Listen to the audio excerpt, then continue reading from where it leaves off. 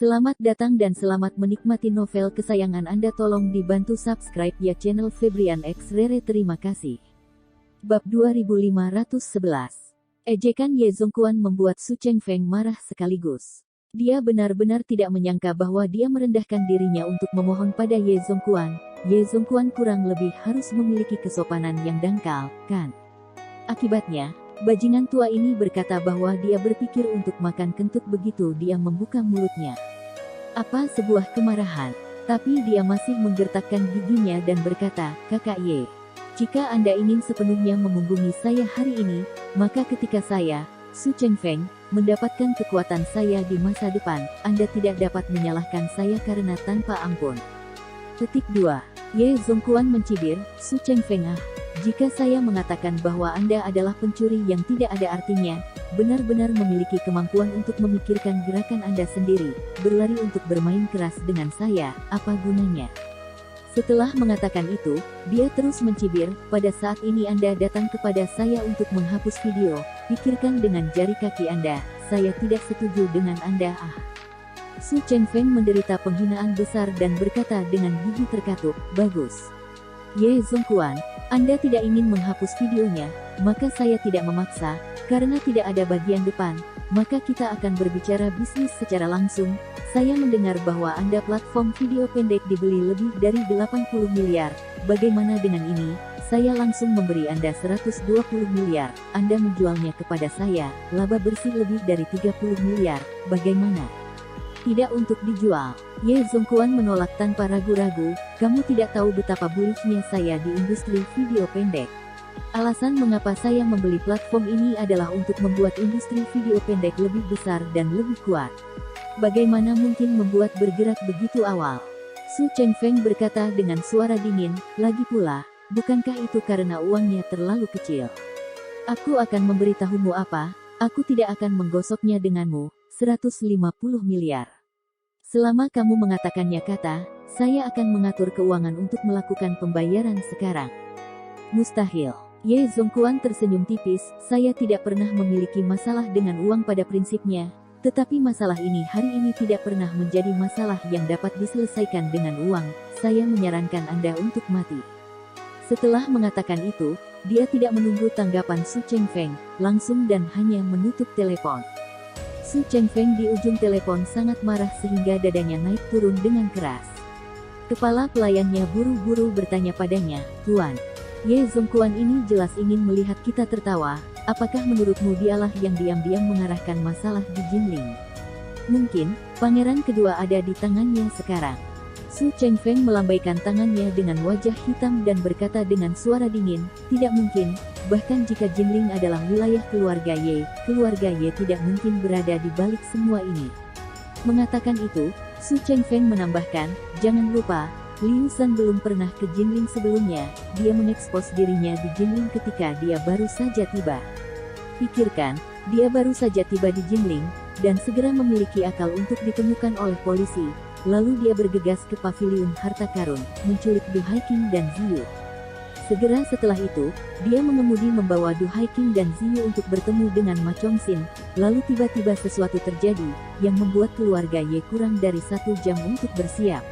Dalam waktu kurang dari 1 jam ini, mereka tidak hanya harus secara akurat melacak Liu Shan, tetapi juga memiliki kemampuan untuk secara langsung menjatuhkan Ma Chongqing dan mereka berempat. Kekuatan Ma Chongqing sangat kuat, sejauh aku tahu, tidak ada seorang pun di keluarga Ye yang bisa melampaui dia. Omong-omong, Su Chengfeng melanjutkan analisisnya, dan hilangnya Soude di hotel. Ada lebih dari 20 ahli perlindungan keluarga Su kami, tetapi pihak lain dapat berada di lebih dari 20 ahli yang tidak menyadari situasinya, dengan mudah membawanya pergi, yang membuktikan bahwa kekuatan pihak lain, jauh di atas lebih dari 20 ahli kami, keluarga Ye yang memiliki orang yang begitu kuat. Kita iklan dulu ya bosku biar gak di-reupload lagi. Di subscribe ya channel Febrian X Rere, terima kasih. Bab 2512.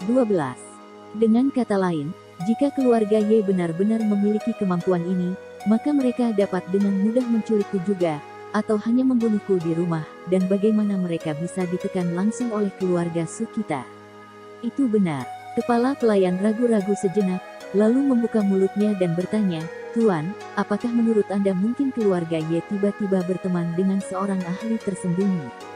Itu juga tidak mungkin. Petik 2. Su Chengfeng menggelengkan kepalanya dan berbicara, keluarga Y tidak pernah begitu memperhatikan master seni bela diri seperti kita. Hal lama Ye Zongquan hanya memiliki mata untuk menghasilkan uang dan akan menghabiskan uang, banyak uang untuk mengumpulkan sejumlah besar master seni bela diri. Hal semacam ini tidak tertarik sama sekali. Jadi bagaimana mungkin orang seperti itu tidak dapat menemukan ahli sejati untuk membantu?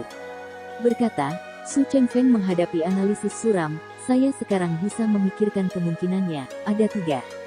Kepala pelayan buru-buru bertanya, Tuan, yang 3. Su Chengfeng membuka mulutnya dan berkata, kemungkinan pertama adalah bahwa keluarga He bekerja melawanku di belakangku. Keluarga He, pengurus rumah buru-buru bertanya, apakah Anda berbicara tentang keluarga Ibu Ruoli?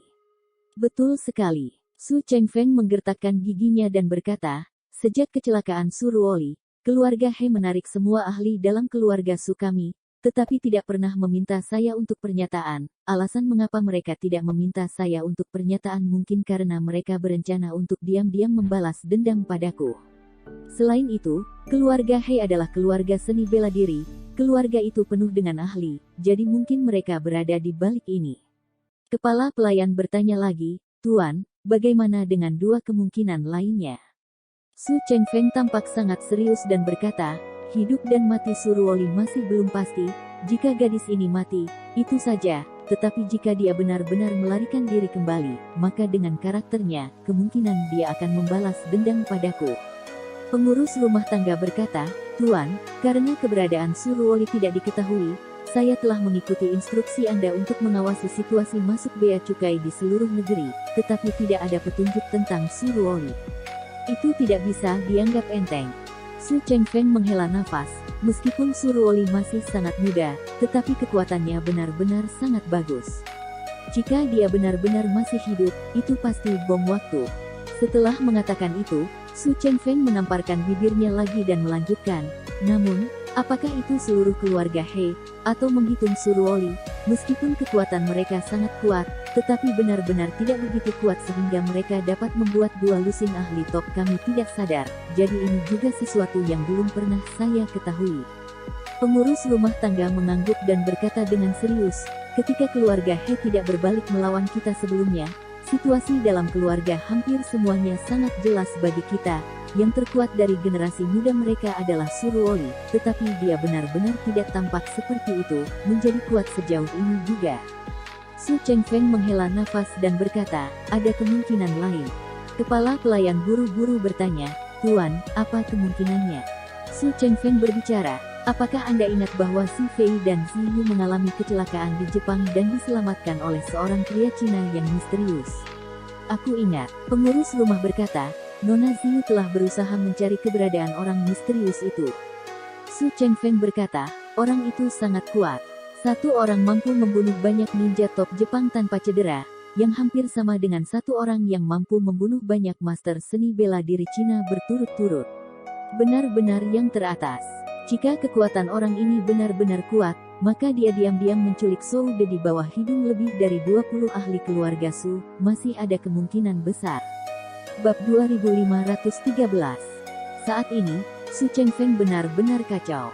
Justru karena inilah pemikirannya mulai menyimpang, dan bahkan melompat-lompat sedikit.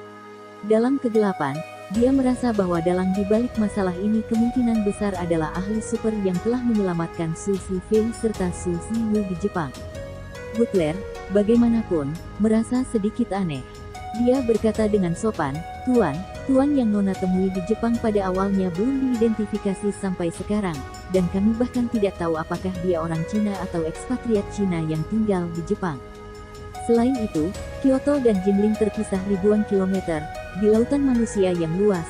Bagaimana mungkin kedua orang ini tumpang tindih secara kebetulan? Kemungkinan ini ada tetapi kemungkinannya sedikit terlalu rendah. Su Chengfeng menggelengkan kepalanya dan berkata dengan serius, dasar penilaian saya bukanlah kebetulan, itu perasaan. Setelah mengatakan itu, Su Chengfeng menganalisis, orang misterius di Jinling ini memberi saya perasaan sangat kuat, perasaan yang hanya pernah saya alami sekali sebelumnya. Dan terakhir kali aku merasakan perasaan ini adalah setelah mendengar tentang ahli super di Jepang itu. Orang itu, sendirian, dapat dengan mudah membunuh sejumlah ninja top Jepang dalam pertarungan fisik jarak dekat, dan dirinya sendiri tidak terluka. Ahli seperti ini adalah sesuatu yang belum pernah kudengar selama bertahun-tahun. Meskipun saya telah mendengar banyak duel antara Master Cina dan Jepang, dan sebagian besar dimenangkan oleh Master Cina, tapi jujur, saya belum pernah mendengar duel tunggal antara Master Cina dan Jepang di mana Master Cina mampu menang tanpa luka. Bahkan jika Bruce Lee harus berhadapan dengan Master Barat, tidak mungkin untuk menjamin bahwa dia akan menang tanpa cedera.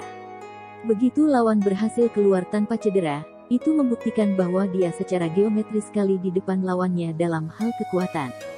Dengan kata lain, jika pria misterius ini mampu bertarung 1 lawan 7 tanpa cedera, maka tidak masalah sama sekali untuk bertarung 1 lawan 10, bahkan jika jumlah lawan berlipat ganda, mungkin dia masih bisa menang dengan biaya tertentu. Petik 2. Satu orang membunuh 14 ninja top, menurutmu berapa banyak orang seperti itu di dunia? Kepala pelayan itu berpikir keras sejenak. Hanya setelah waktu yang lama dia mengangguk dengan serius dan berkata, "Tuan, Anda benar. Dia bisa mengalahkan 7 ninja Jepang tanpa cedera, jadi langit-langitnya jauh dari 7. Jika Anda menghitungnya seperti itu, orang ini kekuatannya tidak pernah terdengar."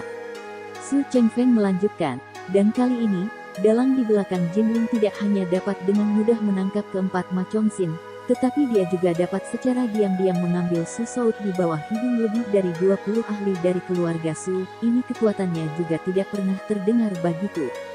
Jadi, dalang di balik Jinling ini memberiku perasaan yang sama dengan ahli misterius Jepang itu. 2 orang misterius yang identitasnya sama sekali tidak diketahui, namun mereka mampu memberi saya perasaan yang sama, yang memaksa saya untuk menghubungkan keduanya bersama-sama.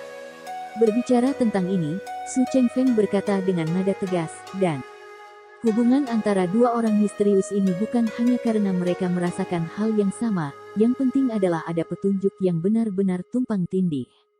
Kepala pelayan buru-buru bertanya, "Tuan, apa petunjuknya?" Su Chengfeng meludahkan 2 kata dengan dingin, "Kenali ikannya." Kita iklan dulu ya bosku biar gak di-reupload lagi di subscribe ya channel Febrian X Rere terima kasih.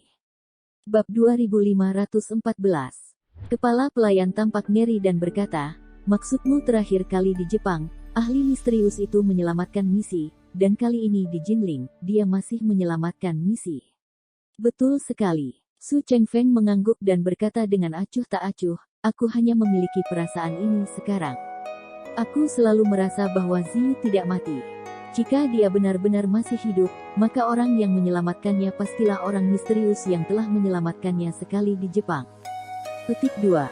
Pengurus rumah tangga bertanya, "Tuan, jika orang di balik insiden di Jinling ini benar-benar pria misterius di Jepang, maka saya dapat memahami dia menyelamatkan Nona, tetapi apa niatnya menculik pangeran kedua?"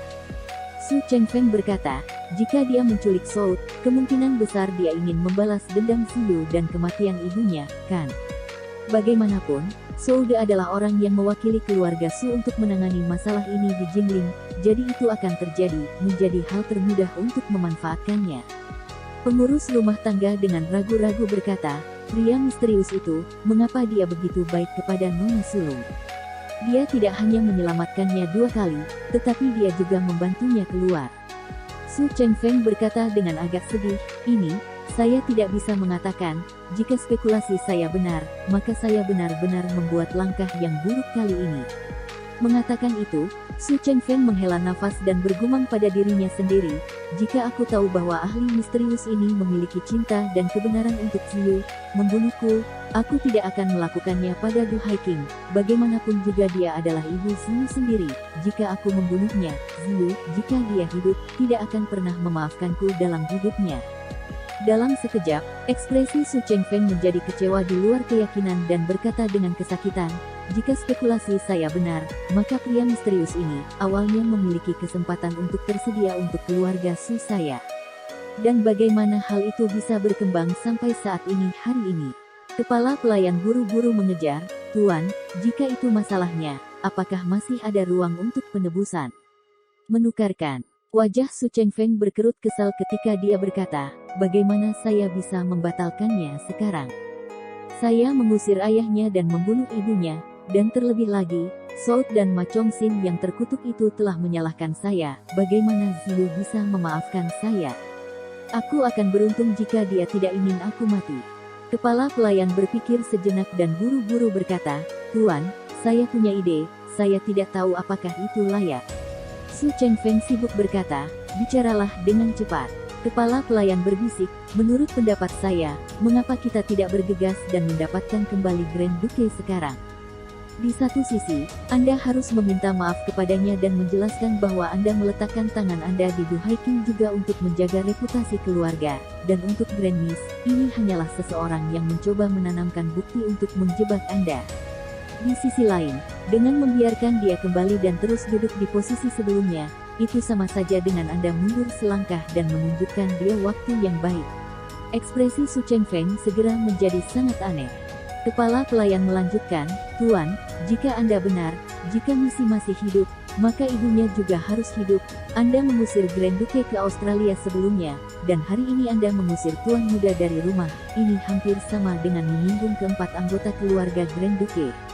Hal pertama yang perlu Anda lakukan adalah menyingkirkan masalah. Keberadaan Ruoli tidak diketahui sampai sekarang. Jika orang misterius ini benar-benar ada di Jinling, maka kurasa Ruoli mungkin masih hidup, dan bahkan mungkin berada di sampingnya. Jadi sepertinya 5 anggota keluarga mereka yang telah Anda sakiti, Tuan. Oleh karena itu, hal terpenting bagi Anda sekarang adalah bergegas dan menghancurkan mereka satu persatu, mencoba yang terbaik untuk menyelamatkan mereka. Selama ada seseorang di keluarga mereka yang terdiri dari 4 orang yang berbicara untuk Anda akan memiliki kesempatan untuk hancurkan permainan, bukannya sepiring bendera mati ya. Su Chengfeng terdiam untuk waktu yang lama. Dia mengerti apa yang dimaksud pelayan itu. Dia tahu bahwa dia memang telah menyakiti putra sulungnya, keluarga Su Soudao, terlalu parah. Jika Su Soudao dipanggil kembali ke Yanjing, mengakui kesalahannya dan menunjukkan niat baik, dan kemudian dikembalikan ke posisinya sebagai ahli waris, maka akan ada kemungkinan untuk membalikkan masalah ini. Bab 2515. Pada saat ini, Su Soudao sedang berbicara di telepon dengan putranya, Su Zifei. Su Zifei telah mengemudi dari Yanjing ke Jinling larut malam, tetapi begitu dia tiba, dia langsung bingung harus berbuat apa. Dia datang ke Jinling untuk mencari tahu keberadaan ibu dan saudara perempuannya, tetapi polisi Jinling telah mengirim ribuan orang ke seluruh kota untuk mencari mereka sepanjang hari, tetapi tidak berhasil, dan Su Zifei tidak tahu di mana untuk memulai sendiri. Dia awalnya berencana untuk kembali ke kediaman lama keluarga Du di Jinling dan meminta bantuan pengurus rumah tangga tua, sehingga dia setidaknya memiliki tempat tinggal. Namun, ketika dia berpikir bahwa dia baru saja menyinggung kakeknya dan bahwa dia telah meminta orang untuk mencarinya kemana-mana, dia sedikit khawatir lagi. Jadi dia memanggil Su Soudao, yang berada jauh di Australia, untuk meminta bantuan dan berkata kepadanya, Ayah, kakek tahu bahwa kakek memiliki sebuah rumah tua di Jinling, jadi dia mungkin telah mengirim orang ke sana sekarang untuk menungguku pergi di sana, dan jika saya pergi ke pengurus rumah tangga tua untuk meminta bantuan, saya mungkin akan ditangkap oleh keluarga Su bahkan sebelum saya memasuki pintu. Su Soudao berkata dengan nada kasar, memang ada risiko itu. Saya pikir Anda harus lebih berhati-hati dan tidak menghubungi pengurus rumah tangga yang lama untuk saat ini. Su Zifei buru-buru bertanya, Ayah, lalu apa yang harus aku lakukan sekarang? Mengatakan itu, dia mau tidak mau menjadi sedikit emosional dan tersedak. Ayah, aku tidak tahu harus berbuat apa sekarang. Mung dan Ziyu hilang, aku ingin mencari mereka, tetapi saya tidak memiliki kemampuan untuk melakukannya, dan saya bahkan tidak memiliki pembantu di sekitar. Saya merasa seperti dan benar-benar pecundang. Su Soudao menghela nafas dan berkata dengan lega, Zifei, jangan terlalu menyalahkan dirimu sendiri, hal semacam ini jauh di luar kendalimu. Aku akan terus terang, bahkan kakekmu bahkan tidak dapat memahami semuanya lagi, apalagi kamu. Su Zifei menangis, aku tidak mau peduli dengan urusannya. Aku hanya ingin menemukan Mung dan Ziyu secepat mungkin, dan mereka harus aman dan sehat, kalau tidak aku tidak akan pernah memaafkan hal lama itu dalam hidupku. Mengatakan itu, Su Zifei buru-buru berkata, "Ayah, tolong kembali dan bantu aku, ayah. Tanpamu, kemampuanku terlalu terbatas untuk diriku sendiri." Su Soudao ragu-ragu sejenak dan berbicara, "Zifei, cari tempat untuk menetap di Jinling dulu, tapi jangan ungkapkan keberadaanmu kepada publik. Aku akan menunggu gerakan kakekmu dan melihat bendera mana yang akan dia ambil." Selanjutnya, faktanya, untuk Su Soudao, meskipun dia sudah melihat laporan berita, melihat video yang diunggah oleh Ye Chen, dan juga membenci Su Chengfeng sampai ke tulang, dia masih tidak berani untuk langsung berselingkuh dengan Su Chengfeng. Alasan untuk tidak berani memberikan pipi yang lain juga sangat sederhana, dia sama sekali tidak mampu melakukannya. Ini seperti ketika Kaisar Guangxu menghadapi janda permaisuri Cixi, seluruh persaingan, kekuatan militer dan politik berada di tangan janda permaisuri Cixi, dan meskipun Kaisar Guangxu adalah kaisar, dia bukan tandingannya. Terlebih lagi, Su Soudao bahkan bukan kepala keluarga Su sekarang, Su Chengfeng adalah pembuat keputusan sebenarnya dari keluarga Su. Apalagi masyarakat modern sangat berbeda dengan masyarakat feodal. Seluruh aset Su Group hampir seluruhnya berada di bawah nama orang tua itu, dan bahkan jika pemegang saham lainnya memegang saham di Su Group, hak suara yang sesuai dengan saham tersebut sepenuhnya diberikan kepada orang tua itu. Bahkan jika lelaki tua itu terbunuh, bagian atas nama lelaki tua itu semuanya dalam perwalian utama, dan keluarga Su lainnya hanya dapat mengambil sejumlah uang dari perwalian secara teratur, tetapi bukan kendali keluarga Su. Jadi, bahkan jika Su Soudao tahu bahwa lelaki tua itu akan membunuh istrinya dan kebetulan putrinya yang lain, dia tidak akan punya nyali untuk kembali ke lelaki tua itu dan berjuang untuk hidupnya. Karena selama dia berani meninggalkan Australia tanpa izin orang tua itu, dia mungkin akan langsung dikenakan tahanan rumah. Kita iklan dulu ya bosku biar gak di-reupload lagi, di subscribe ya channel Febrian X Rere, terima kasih. Bab 2516. Karena itu, meskipun dia sangat khawatir tentang kesejahteraan Su Ziyu, dia masih tidak berani meninggalkan Australia setengah langkah sampai tuan tua memberitahu. Dia bahkan tidak berani menelepon untuk menanyai lelaki tua itu, karena begitu dia membuatnya marah, nasibnya hanya akan menjadi lebih buruk di atas yang sekarang. Su Zifei tidak terlalu tua dan tidak pernah benar-benar mengalami apapun. Hal terbesar dan paling serius yang pernah dia alami dalam hidupnya adalah ketika dia diculik di Jepang. Bahkan, ketika dia diculik saat itu, dia sudah panik. Sepanjang waktu dia seperti burung puyuh setengah takut mati, jauh lebih tenang daripada saudara perempuannya Su Ziyu, jadi sekarang semua tekanan ada di pundaknya sendiri dan dia tidak bisa bernapas sama sekali. Dia sangat ingin ayahnya kembali dan menjadi tulang punggungnya, tetapi sayangnya, dia berani menentang orang tua itu, tetapi ayahnya tidak berani. Ketika dia mendengar ayahnya berkata bahwa dia harus menunggu, Su Zifei tidak bisa menahan emosinya dan berteriak, "Kamu ingin menunggu sedikit lebih lama? Apa yang kamu tunggu? Apakah kamu akan menunggu sampai berita tentang ibu dan kematian Ziyu lalu kembali untuk berkabung?"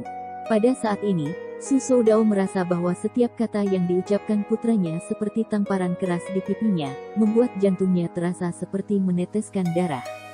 Namun, tidak ada yang bisa dia lakukan saat ini. Dia telah mengalami jauh lebih banyak daripada Su Zifei. Dia tahu apa artinya tidak mencoba menjadi berani, dan dia tahu apa artinya merencanakan sebelum bertindak. Dia merasa bahwa mereka yang tahu bahwa lawan mereka memiliki pistol dan masih menyerang ke depan dengan tangan kosong semuanya berani tetapi tidak banyak akal. Sebagian besar dari orang-orang ini akan menjadi umpan meriam bagi orang lain, jadi bagaimana mereka bisa memiliki kesempatan untuk menjadi jenderal terkenal yang akan berdiri di atas pedang mereka dan bertarung di medan perang?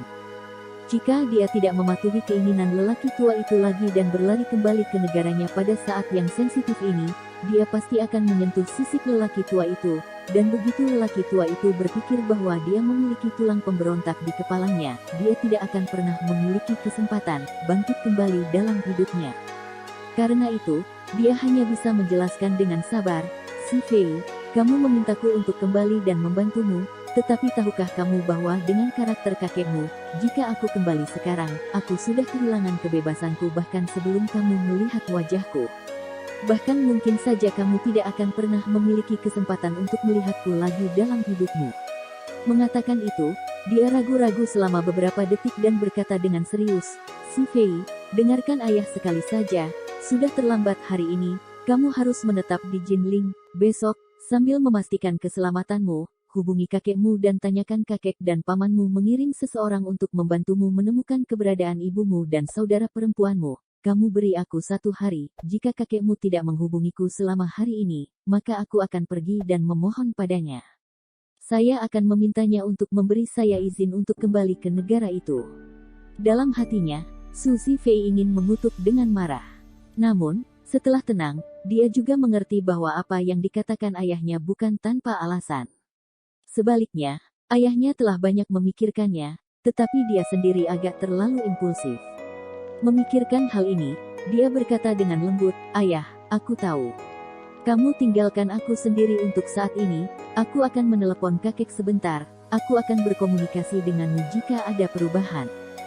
Su Soudao memberi petunjuk dan menginstruksikan, "Jangan panggil kakekmu malam ini, kurasa dia harus merencanakan bagaimana menemukan ibumu dan saudara perempuanmu sekarang. Jangan ganggu dia, mari kita bicara besok." Saat dia mengatakan itu, teleponnya tiba-tiba muncul dengan peringatan bahwa ada panggilan lain masuk, dan dia berseru, "Kakekmu memanggilku." Bab 2517.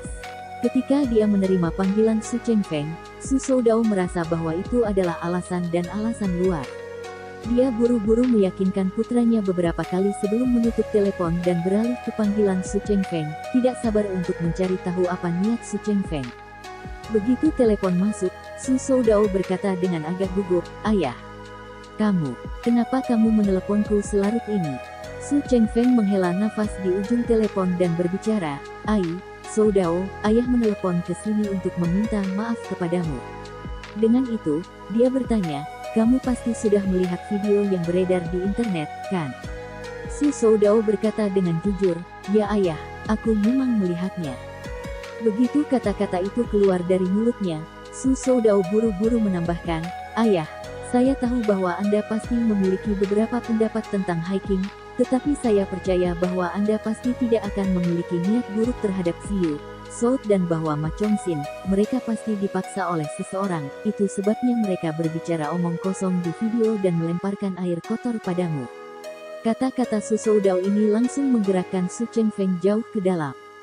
Dia benar-benar tidak menyangka bahwa putra sulungnya, pada saat seperti itu, masih bisa begitu bijaksana dan objektif, dan bahkan telah mengungkapkan kebenaran dari masalah yang ingin dia teriakkan di dalam hatinya. Kebenaran ini adalah, saya tidak pernah ingin membunuh cucu saya sendiri. Satu-satunya orang yang ingin saya bunuh adalah Du Haiking. Tetapi dengan Ma Chongxin dan putra saya sendiri yang mengidentifikasi saya dalam video, melemparkan semua kesalahan dan tuduhan palsu kepada saya sendiri, dan dengan lebih dari 1 miliar orang di seluruh negeri melihatnya, saya benar-benar kehilangan pertahanan, saya sendiri. Emosi manusia begitu halus. Bahkan jika Anda memiliki prasangka yang cukup tentang seseorang, ketika Anda tidak dipahami oleh siapapun kecuali orang ini, sikap Anda terhadapnya pasti akan berubah 180 derajat. Karena dia adalah satu-satunya orang kepercayaan Anda. Su Chengfeng merasa seperti ini pada saat ini. Saya tidak berharap bahwa putra tertua, yang paling tidak mungkin untuk memahaminya, akan mengungkapkan kebenaran dalam satu kata, yang tidak hanya menyentuhnya, tetapi juga mengejutkannya dalam beberapa hal. Kata-kata Su Soudao sebenarnya disengaja. Di dalam hatinya, dia sebenarnya sangat membenci Su Chengfeng karena, bahkan jika Su Ziyu benar-benar tidak dibunuh oleh lelaki tua itu, Su Ruoli tidak akan selalu memiliki ruang untuk penyesatan, kan? Apalagi, Su Soudao sendiri yang ditempatkan di posisi sial dan dibuang ke Australia juga merupakan pekerjaan orang tua itu sendiri. Dalam keadaan seperti itu, kebencian padanya di hati Su Soudao tidak akan berkurang sedikit pun. Namun, dia masih dengan cerdik menyembunyikan semua emosi negatifnya dan menunjukkan pemahaman penuh kepada lelaki tua itu sejak awal, yang langsung memenangkan hatinya jauh di lubuk hati. Tuan tua itu menghela nafas dan berbicara, "Soudao, tetap saja kamu yang mengerti aku. Ziyu adalah cucuku yang paling kusayangi, bagaimana mungkin aku bisa memukulnya dengan kejam?" Kelompok netizen di luar ini benar-benar bingung. Mereka hanya mendengarkan tuduhan palsu dari penjahat. Dia buru-buru menambahkan, "Benar, Soudao, sekarang ada begitu banyak insiden besar yang terjadi dalam keluarga, kamu tidak bisa tinggal di Australia sendirian dan menikmati kebahagiaanmu, cepat kembali dan bantu ayah mengatasi masa-masa sulit. Begitu Su Soudao mendengar kata-kata lelaki tua itu, ekspresinya lebih buruk daripada makan kotoran. Kita iklan dulu ya bosku biar gak di-reupload lagi di subscribe ya channel Febrian X Rere terima kasih. Bab 2518. Orang tua itu memang punya cara melakukan sesuatu. Jelas dia mengirim saya ke Australia dan kemudian menyamarkan saya di bawah tahanan rumah. Sekarang dia membutuhkan bantuan saya kembali. Dia bahkan mengatakan bahwa saya sekarang menikmati berkah saya di Australia, apa yang saya nikmati di tempat jorok ini. Meskipun dia berpikir begitu, Su Soudao segera menuruti kata-kata lelaki tua itu dan berkata, "Ayah, aku benar-benar minta maaf, aku sudah menganggur untuk sementara waktu. Jika kamu membutuhkanku untuk kembali membantu, maka aku selalu siap pembuangan Anda." Su Soudao ingin kembali, tetapi dia tidak bisa segera mengambil sikap dan berkata, "Jika kamu membutuhkanku, maka aku akan pergi sekarang." Bahkan jika lelaki tua itu telah mengucapkan kata-kata sejauh ini, dia masih harus meletakkan inisiatif di tangan lelaki tua itu dan mengatakan untuk terakhir kalinya bahwa dia siap membantunya setiap saat. Dengan cara ini, di satu sisi, dia akan tampak sangat menghormati tuan tua, dan di sisi lain, dia juga akan tampak memiliki sikap rendah hati di depan tuan tua. Dengan cara ini, itu juga akan menurunkan pertahanan tuan tua terhadap dirinya sendiri. Mendengar ini, tuan tua itu benar-benar merasa segar kembali dan berkata dengan tergesa-gesa, "Dengan cara ini, saya akan menyiapkan pesawat di Australia, sehingga Anda dapat bergegas kembali secepat mungkin." Setelah mengatakan itu, dia menambahkan, "Ngomong-ngomong, saya berencana untuk meninggalkan Yanjing sesegera mungkin dan pergi ke Suhang untuk bersembunyi dari angin. Jika tidak, sebelum fajar, saya khawatir polisi dan keluarga Du akan datang ke sini pintuku, dan itu pasti akan menjadi masalah besar kalau begitu." Su Soudao buru-buru bertanya, "Ayah, kemana Anda berencana pergi ketika Anda meninggalkan Yanjing?" Su Chengfeng berkata, "Saya ingin pergi ke Suhang, di mana kami memiliki sebagian dari properti kami dan sebuah perkebunan besar." Su Soudao kemudian bertanya, "Ayah, haruskah aku terbang ke Yanjing atau Suhang?" "Ayo terbang ke Suhang." Su Chengfeng berkata, "Aku akan naik helikopter ke bandara setelah aku menutup telepon. Aku bisa sampai ke Suhang dalam waktu sekitar 3 jam. Kamu bisa terbang langsung ke Suhang nanti. Aku akan menunggumu di Suhang." "Bagus." Su Soudao segera berkata, "Kalau begitu aku akan bersiap-siap sekarang." Su Chengfeng berbicara, "Soudao, ada beberapa hal yang harus dilakukan ayah. Kamu tidak boleh menyalahkan ayah. Terutama masalah hiking, ayah juga tidak punya pilihan selain mempertimbangkan reputasi keluarga Su." Su Soudao tidak ragu-ragu untuk mengatakan, "Ayah, jangan khawatir, saya mengerti Anda 100% dalam hal ini." Faktanya adalah bahwa wanita itu, Du Haiking, belum bisa melupakan Ye Changye selama bertahun-tahun. Dia belum menceraikanku, dan dia pergi ke Jinling untuk membeli rumah besar tempat tinggal Ye Changying, yang merupakan tamparan bagi Su Soudao dan seluruh keluarga Su. Bahkan jika kamu tidak ingin menyelesaikan masalah ini, begitu aku kembali, aku tidak akan membiarkannya pergi." Setelah mendengarkan ini, Su Chengfeng berkata dengan sangat puas, "Soudao, saya sangat senang Anda dapat memiliki pengetahuan seperti ini. Layak menjadi putra keluarga Su, di depan masalah besar benar dan salah, Anda dapat melihat jauh lebih jelas daripada orang biasa." Mengatakan ini, dia melanjutkan, "Sudah larut, kamu harus cepat dan bersiap, kita akan membicarakan detailnya ketika kamu kembali." "Bagus." Su Soudao berkata dengan hormat, "Ayah, kamu telah bepergian sepanjang malam, jaga kesehatanmu." "Oke, aku tahu." Su Chengfeng menjawab, mengingat sesuatu. Dia menambahkan, "Benar Soudao, ketika video pertama kali keluar, si Fei datang ke tempat saya dan membuat keributan besar, lalu dia menghilang. Jika dia menghubungi Anda ingat untuk meminta maaf padanya di telepon saya. Nama saya, sebagai seorang kakek, memiliki sedikit temperamen panas, katakan padanya untuk tidak mengambilnya secara pribadi." Su Soudao benar-benar tidak menyangka bahwa lelaki tua itu akan mengambil inisiatif untuk meminta maaf kepada putranya, jadi dia buru-buru berkata, "Ayah, si Fei baru saja meneleponku lagi, masalah terbesar dengan anak ini adalah dia tidak cukup dewasa dan belum menemukan cukup banyak hal. Dia mudah bingung dengan pesan dari dunia luar, sehingga dia tidak dapat melihat esensi dari berbagai hal. Aku pasti akan membawanya kepadamu untuk bersujud di depanmu ketika aku kembali. Su Chengfeng sangat puas dengan kata-kata Su Soudao dan berkata, kalau begitu, aku lega, kamu harus cepat kembali, aku akan menunggumu di Suhang. Bab 2519.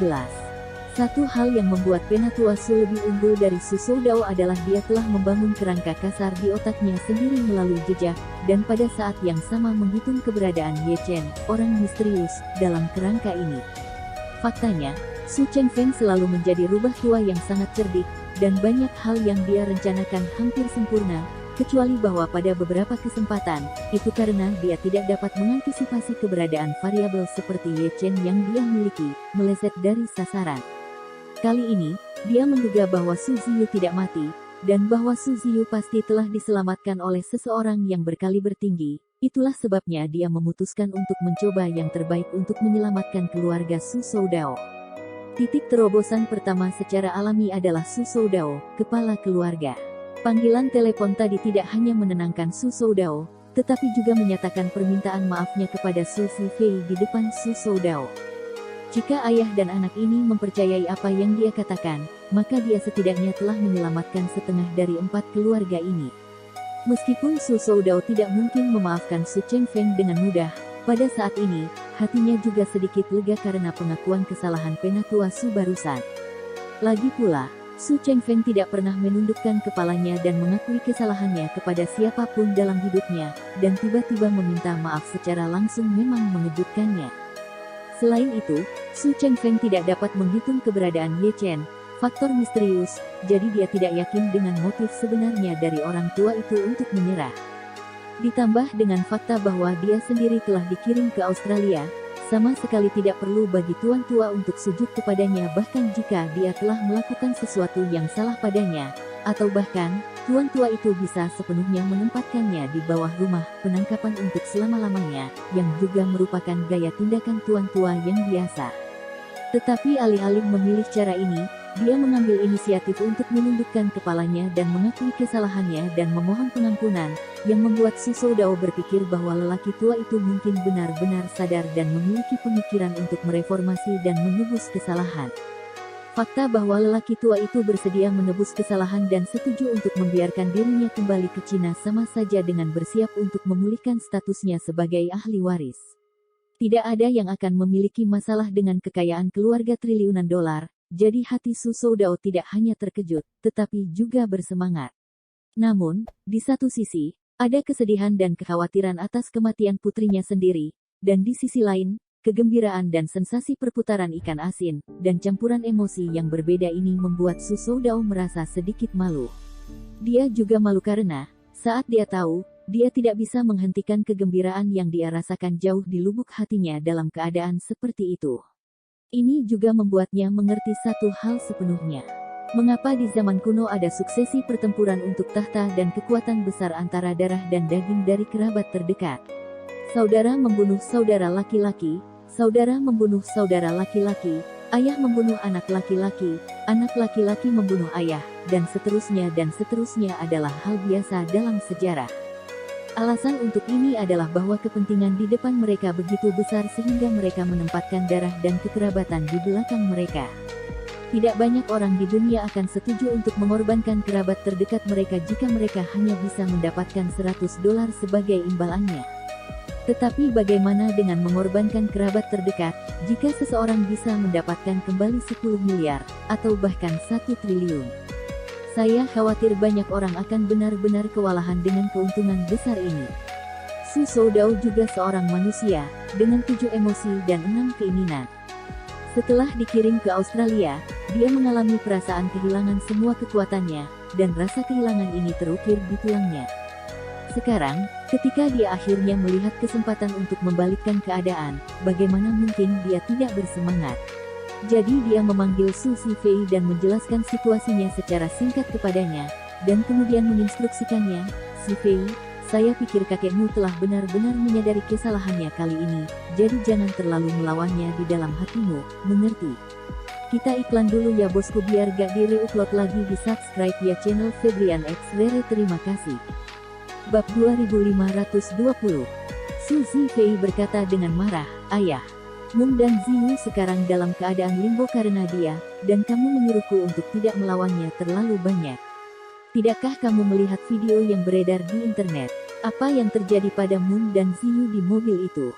Bodoh. Su Soudao berteriak dengan marah. Itu sudah terjadi, apa yang bisa kamu batalkan dengan memperjuangkan hidupmu dengan kakekmu? Kamu tidak hanya tidak dapat membatalkan apapun, kamu sendiri juga akan hancur. Kamu harus tahu bahwa aku adalah putra tertua dari keluarga Su, kamu adalah putra tertua dan cucu dari keluarga Su, kakekmu akan hidup paling lama 10 tahun atau lebih, dan pada saat itu, jika aku gagal menjadi kepala keluarga dari keluarga Su, aku harus pergi jauh. Jika paman keduamu, paman ketigamu atau paman keempatmu duduk sebagai kepala keluarga, apakah mereka akan membiarkan keluarga kita bersenang-senang? Biarkan saya bertanya, apakah Anda tahu apa yang terjadi pada masing-masing dan setiap saudara laki-laki kakek Anda setelah kakek Anda menjadi kepala keluarga? Bahkan tidak satu pun dari paman dan kakek saya ini yang bisa tinggal di negara ini. Pada hari mereka gagal merebut takhta adalah awal dari membesarkan keluarga mereka untuk pergi ke luar negeri. Berbicara tentang ini, Su Soudao berkata dengan sedikit emosi, mereka yang gagal mengambil alih takhta, meninggalkan Tiongkok dan pergi ke luar negeri, dapat memperoleh kurang dari 1/100 aset keluarga Ye, dan yang paling sial, bahkan tidak dapat memperolehnya. Dapatkan 1/10.000. Apakah Anda ingin menunggu 10 tahun untuk diusir dari China, mengambil kembali semua posisi, semua dana dan aset yang diberikan kepada Anda oleh keluarga, dan pergi ke luar negeri dengan beberapa ratus juta dolar aset untuk seluruh keluarga untuk hidup? Seluruh tubuh Su Zifei terdiam. Seperti kata pepatah, mudah untuk beralih dari berhemat ke mewah, tetapi sulit untuk beralih dari mewah ke berhemat. Sekarang dia sama sekali tidak peduli dengan uang, dia punya jet pribadi, dia punya properti sendiri di seluruh dunia, dia bisa melakukan apapun yang dia mau, tapi begitu dia gagal mengambil alih takhta dan dikirim ke luar negeri, sebagai miliknya. Ayah berkata, dia akan benar-benar kehilangan segalanya dalam sekejap. Sebuah jet pribadi yang lebih baik akan menelan biaya beberapa ratus juta RMB, jadi jika dia benar-benar merampas semua aset keluarganya dan meninggalkan mereka dengan hanya beberapa ratus juta, bagaimana dia bisa hidup? Su Soudao juga sangat jelas bahwa kata-katanya telah menyentuh hati putranya, jadi dia dengan bijak memilih untuk berhenti pada saat yang tepat, daripada terburu-buru. Hal pertama yang perlu Anda lakukan adalah mencari tempat tinggal di Jinling malam ini dan berkendara ke Suhang di pagi hari. Saya akan berada di Suhang besok sore. Su Zifei terdiam sesaat, tidak menunjukkan pemberontakan dan konfrontasinya, dan berkata dengan suara rendah, saya tahu ayah, kirimi saya pesan Weibo setelah Anda lepas landas, saya akan menghitung waktu untuk menjemput Anda. Bagus, jaga dirimu. Malam ini, kenyataannya sangat tenang, sementara dunia online terus mendidih. Bashing dan trolling Su Chengfeng telah meningkat. Tindakan Su Chengfeng bahkan mulai diberitakan oleh media luar negeri. Su Chengfeng sendiri diam-diam bersembunyi di Suhang semalaman. Su Soudao, di sisi lain, naik jet pribadi keluarga Su dan terbang langsung dari Australia ke Suhang. Adapun Su Zifei, demi kehati-hatian, dia tidak pergi untuk bergabung dengan siapapun, juga tidak pergi ke hotel, tetapi berbaring di limusinnya sendiri dengan pemanas menyala sepanjang malam. Malam ini, 3 generasi keluarga Su, cucu, semua mengalami malam tanpa tidur. Sangat kontras dengan mereka, Du Haiqing dan Su Ziyu, ibu dan anak, berbaring di tempat tidur hotel yang sangat nyaman dan tidur nyenyak sepanjang malam. Pukul 8 pagi, Su Ziyu adalah orang pertama yang bangun dan membuka matanya sedikit.